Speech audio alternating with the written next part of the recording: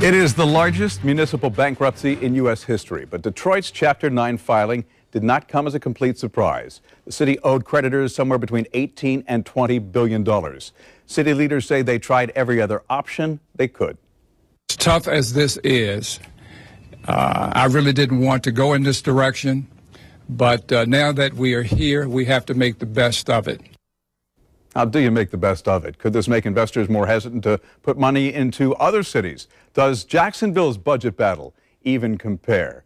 Some of the questions we're going to ask Joe Cryer, president of Cryer Wealth Management. Joe, good morning. Always a pleasure. Hey, Bruce. This is a rise and fall that was 60 years in the making. It did not happen overnight. Yeah, Detroit was, one of the three largest cities in the U.S. and one of the wealthiest cities for quite some time. And just through mismanagement and a series of mishaps and evolving auto industry, things have deteriorated to the point where, Florida or Michigan Governor Rick Snyder said he didn't see any other way out. Yeah, he offered no apologies. Likely fallout from this, down to the people, the trickle-down effect. Yeah, it's, there's a lot. Starting at the top, there's 100,000 creditors to Detroit that are owed part of that $18 billion. And then working your way down to individual pensioners who are working and already retired, it's looking like their benefits are going to be cut in a big, big way. I heard they're going to get something like 10 cents on a dollar.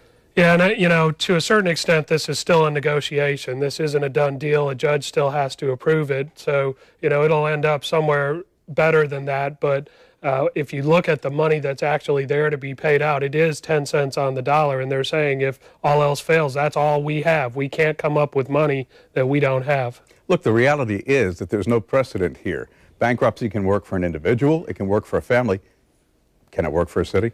Yeah, this is kind of new ground. There's been some big ones out in California, Stockton, and some of the others, but nothing on the scale of Detroit.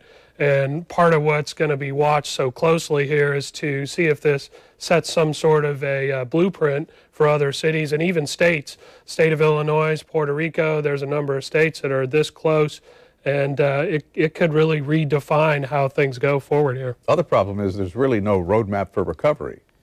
That's true, and Detroit's got a good legacy, some history. There's a lot of industry on the periphery that could move back in with the right tax breaks, but they have to clean their slate and they have to get their services back up to speed. The average police car is 11 years old in Detroit.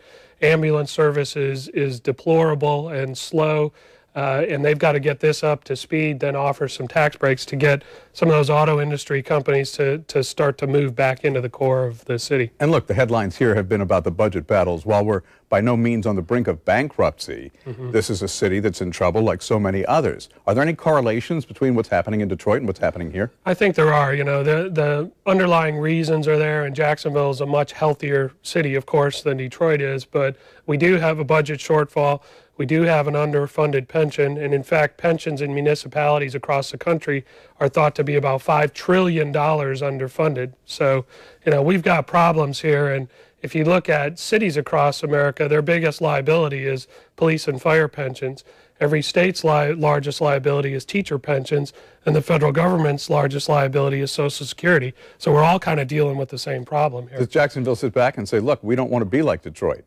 We've got to bring about some pension reform. Yeah, I think so. And if nothing else, it helps both sides come together. If you look at, say, New Jersey, they worked out a deal where they came together rather than going to an extreme solution. And for now, it seems to be working, where retired people take a 10% hit rather than waiting around for things to get so bad that they have to take a 50% hit. Joe Cryer, Cryer Wealth Management. Always a pleasure. Thanks very much.